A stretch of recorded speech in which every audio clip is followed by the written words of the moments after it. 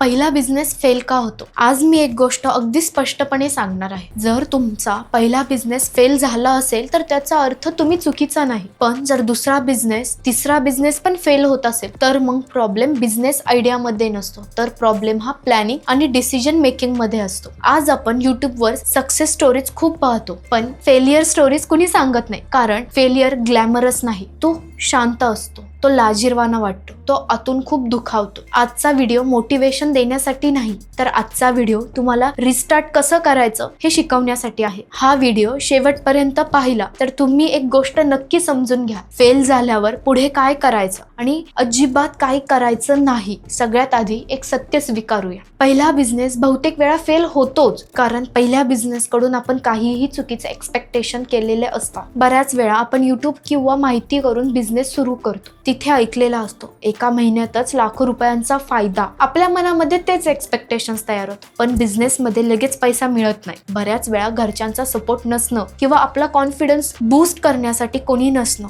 यामुळे business fail होण्याचे chances जास्त असतात. पहिल्यांदा आपण बिझनेस म्हणजे लर्निंग फेज असते, टर्निंग फेज नसते, हे लक्षात घेतलं पाहिजे. एका महिलेने बेकिंग बिझनेस सुरू केला. तिला वाटलं होतं माझा टेस्ट चांगला आहे म्हणजे लोक चांगलेच येतील. पहिल्या 2 किंवा 3 ऑर्डर आल्या. ती म्हणाली हा बिझनेस चालत नाही, पण बिझनेस चालत नव्हता असं नाही. तिला मार्केट प्राइसिंग, कन्सिस्टन्सी यातील काहीच माहित नव्हतं. दुसरं मोठं कारण, बरेच वेळा एखाद्या व्यक्तीने चालू केलेला व्यवसाय दिसणारा मोठा फायदा हे बघून आपण तोच करूया असे म्हणून बिझनेस चालू केला जातो. बिझनेस आयडिया दुसऱ्यांचं कॉपी करणं, पण सिच्युएशन, टाइम, फॅमिली सपोर्ट, आवश्यक असणारे भांडवल हे कॉपी करता येत नाही. एका महिलेकडे दररोज 6-7 तास वेळ होता, तिथेच दुसऱ्या महिला फक्त 1च तास वेळ देऊ शकत होती. दोघींनी सेम बिझनेस सुरू केला. रिझल्ट काय होईल? एक ग्रो करेल, दुसरी फेल होईल. बऱ्याच महिला फेल झाल्यावर खालील चुका करतात. पहिली चूक, लगेच दुसरा बिझनेस सुरू करतात. दुसरी चूक, एजंटकडे जातात. तिसरी चूक, लोन घेण्याचा विचार करतात. आणि चौथी चूक,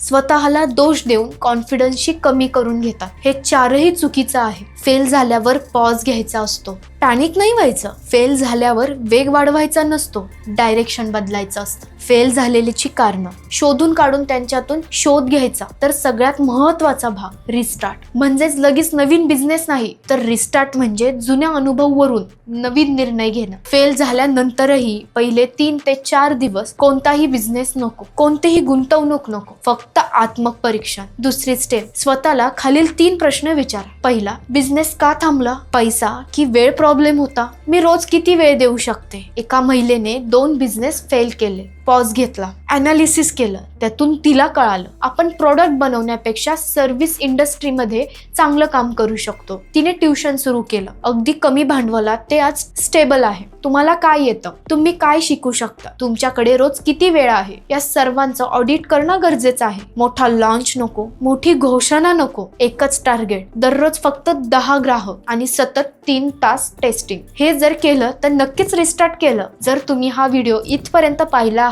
तर एक गोष्ट स्पष्ट होते, तुम्ही हार मानणारे नाहीत, तुम्ही फक्त योग्य डिरेक्शन शोधत आहात. फेल झालेला बिझनेस तुमची ओळख नाही, तो तुम्ही घेतलेला एक लेसन आहे. जो लेसन शिकतो तोच पुढे ग्रो करतो. जर तुम्हाला तुमच्या सिच्युएशन नुसार रिस्टार्ट रोड मॅप हवा असेल तर कमेंट मध्ये रिस्टार्ट लिहा. पुढचा व्हिडिओ तुमच्या कमेंट्सवर असेल.